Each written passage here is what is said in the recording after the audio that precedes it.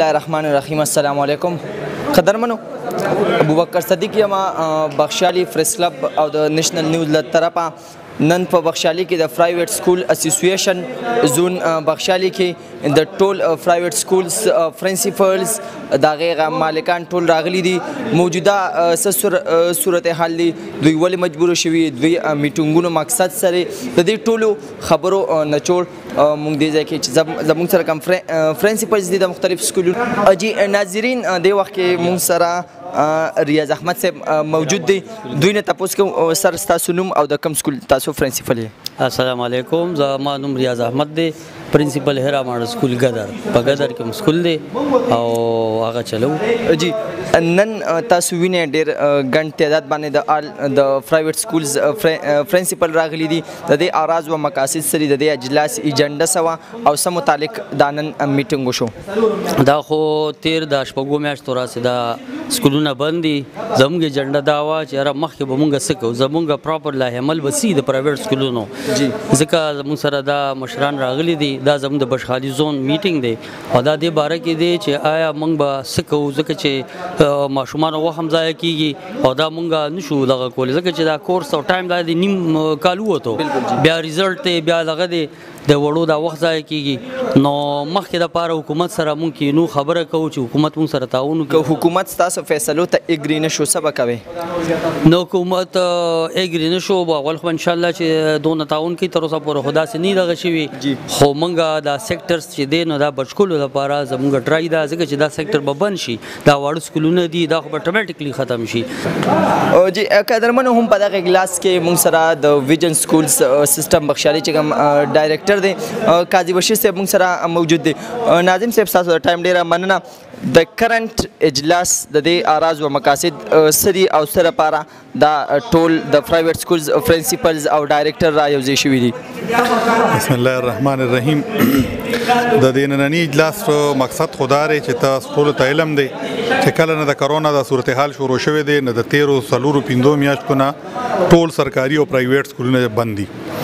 د حواله سره چونکه د وړو جون تبا کیږي، د وړو تعلیمي چې کوم دی صورتحال انتهایی خراب طرف ته روان دی او د یو قوم بنیاد چې کوم دی نو د یو قوم د ملا اډو کې چې ستوي ریل کې هډ دی هغه تعلیمي،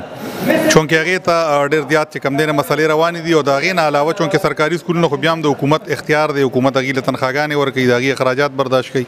پرایویټ سکولونه چې دي هغې خپل ریونیو په خپله جنریټ کوي، چې چونکې سکولونه بند دي د بندېدو په وجه باندې د مونږ هغه ریونیو د سکولونو بنده شوی ده، هغې سره په لکونو خلک استادان بې روزګاره شوی دی، د بلډینګونو کرایې چې کوم دی نه خیږي، د وړو تعلیم هغې سره په خپل ځای باندې خرابېږي. که ګورنمنټ ستاسو فیصلې سره اګري نه شو نو څه به کوئ؟ بسم الله الرحمن الرحیم. لومبۍ خو زه به دا ووایم چې زمونږ د سکول چې دی نو دا په یو پسمانده علاقه کې دی که نه، زمونږ د النور چلډرن اکیډمي چې دا نو زمونږ لکه ډېر زیات لکه پسمانده ده، یونین کونسل دی فاطمه، په هغې کې تعلیم دغه چې دغه انتهایی لکه کم دی. نو مونږ یو پرایویټ اداره کولو کړې ده او الحمدلله مونږ سره تقریبا 300 ماشومان دي. د 13 میاشتو زمونږ د سکول بند دی. نو زمونږ په سکول باندې تاسو دا ووایم چې لکه کم از کم مونږ حساب کتاب کوو 8 لک روپۍ مونږ د وخت قرضدار یو، ځکه د استادانو تنخواګانې دي په مونږ تقریبا 30,000 روپۍ زمونږ د بلډینګ زمونږ کرایه ده. ټیچرز ته تنخواګانې ملاویږي؟ نو تنخواګانې د کم ځای نه ورکوو چې خو اپیسونه نشته او هغه اپیسونه خلک نه ورکوي. هغوی وایي چې بهی ماشومان نه راځي، ادارې بند تاسو ښایه نه، نو مونږ د اپیس ته کم ځای نه درکوو. جی دې وخت کې مونږ سره محمد عقیل خان چې د یاسین ماډل سکول فنډیره بخشالي سره دوی تعلق دی. سر پرایویټ سکولز پرنسپلز ته څه پرابلم رال چې هغوی په میټینګونو په جلسونو باندې مجبوره شو؟ مونږ پرابلم دا دی چې مونږ یو غریب خلک او زمونږ هر څه سورسز بند شو. مونږ دې سټیج باندې یو چې مزدوري نشو کولی، نور داسې سخت کار نشو کولی. دا سکولونه مو کولاو کړي دي، د سکول کرایانې دي 10,000 20,000 خو د هغې کرایانې دي، نو به د کم ځای نه ورکوو. بیلونه راپسې هغه به د کم ځای نه ورکوو. ټیچر چې دی نو هغې په مونږ باندې سواره دي، هغې چې زموږ تنخواګانې به د کم ځای نه ورکوو. نو د دې ټول مسلې زیاتې شوي دي او مونږ دقه شان ناست یو خپه په خپه باندې. نو دا حکومت ته پکار دي چې دا سکولونه زر تر زره کولاو کړي. والدینو را باندې جدا پریشر دی چې واړه چې مونږ خراب شو تاسو سکولونه کولاو کړي، نو د هغې نه جدا تنګ یو، د ګورنمنټ نه جدا تنګ یو، چته لږ شو. ډېره مهرباني جي، شکریه. وفاق چلډرن اکیډمي رستم جی، دا راته ووایه چې ټیچرز د پرایویټ سکول د ګورنمنټ سره ډېر یو غټ هیلپ کوي که پرایویټ سکولز بند شي ګورنمنټ سره دومره فیسیلیټیز نشته چې هغه پرې صرف په دې بخشالي کې که دا پرایویټ سکولونه بند شي نو د بخشالي په های او پرایمري سکولونو کې دا ماشومان نه راځي دا یو قسم ګورنمنټ سره کوپریشن دی خو بیا هم د پرایویټ سکول سره د حوصلې اپوزیټ دوی واپس فرمیشن نه ورکوي دغه متعلق ستاسو څه وینا ده نو انشاءالله د پرایویټ سکولونه چې دي تر کومې پورې وسه پورې چې را روان دي د دې کووډ 19 د وجې په عالمي دنیا کې په ټوله دنیا کې یو مسله رااله هغه مسله دا رااله چې سکولونه بند شو صحیح اوس یورپي ملکونو کې لکه دغه نه انګلند کې چې کوم دی د ستمبر نه کولاویږي دا یو عالمي وبا راګډه شوه او هغې هر یو کاروبار چې دی هغه که دکان دی که هغه سکول دی که هغه نور څه کار دی روزګار دی بزنس دی هغې بالکل ټول دنیا کې هغه دغه کو خراب کو متاثر کو نو دا په مارچ کې دا وبا راګډه شوې ده اوسه پورې لا مکمل سکولونه موږ سره محترم ساجد علي صاحب د پرنسپل اف اقرا سکول ګدر سر څه وینا لرئ په دې موقع زه خو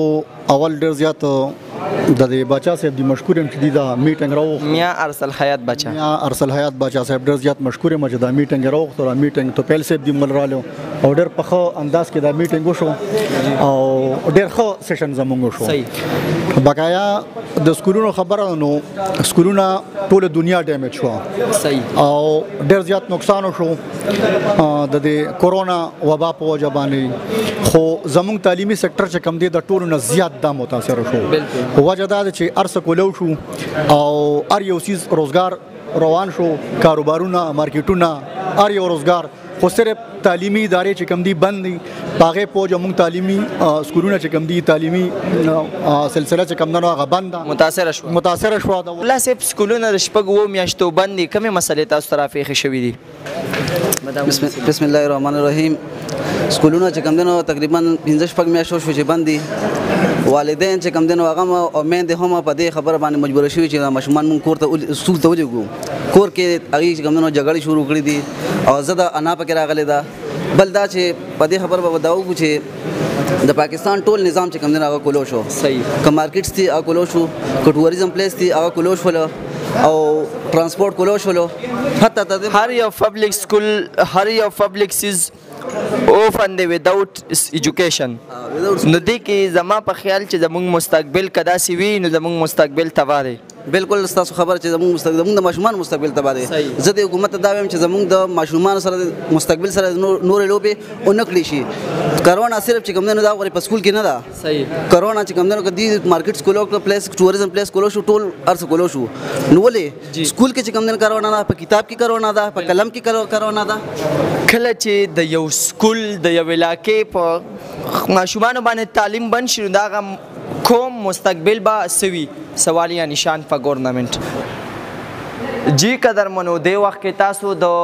پرایویټ سکول اسوسییشن چې کوم جلسه وه هغې کې چې کوم پرنسپلز حصه اخیستې وه کومو ډایرکټرز په هغې کې پارټیسپیشن کړی و د هغوی ټولې خبرې تاسو واورېدې امید لرو چې دا ویډیو به تاسو زمونږ د فیج نه ډایرکټ په ډایرکټ تاسو شیر کې او ګورنمنټ اف مردان او ګورنمنټ اف پاکستان ته به دا خبره ورسي چې پرایویټ سکولز مالکان مجبور شوي دي هغوی نور تنګ شوي دي هغوی باندې ایکسپنسز دي هغوی باندې اخراجات دي هغوی نور نه غواړي چې زموږ سکول دی بند پاتې شي پیرنټس هم کمپلینټ کوي چې زموږ د ماشوم نور ټایم نور هم ضایع کیږي او دا بالکل 100% دا زموږ د فیوچر زموږ د مستقبل د ماشومانو سره زموږ د فیوچر سره دا مکمل لوبې کول دي په یو ښار کې په یو ځای کې تعلیم بندول دا خو مکمل د هغه قوم د هغه علاقې د هغه خلکو سره سراسر زیاتې دي امید لرو چې ویډیو به ستاسو